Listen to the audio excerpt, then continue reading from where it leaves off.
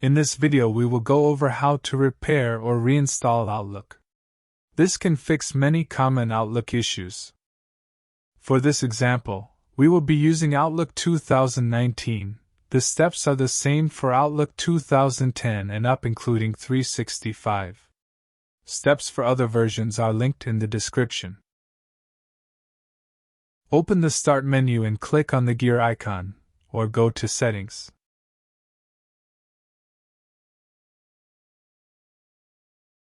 Click on Apps and Settings.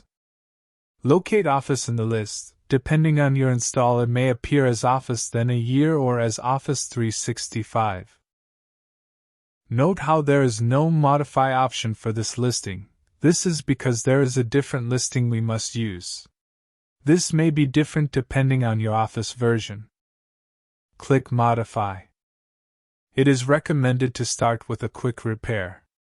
You can try an online repair if you like afterwards. Due to how the online repair works, you may have to reinstall Office manually if it fails or errors. Click on the Repair button. Click Repair again.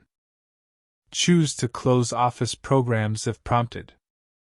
The quick repair typically takes a few minutes to complete. The online repair can take far longer. After the repair completes, you can open and use Outlook. The written version of this video is linked below.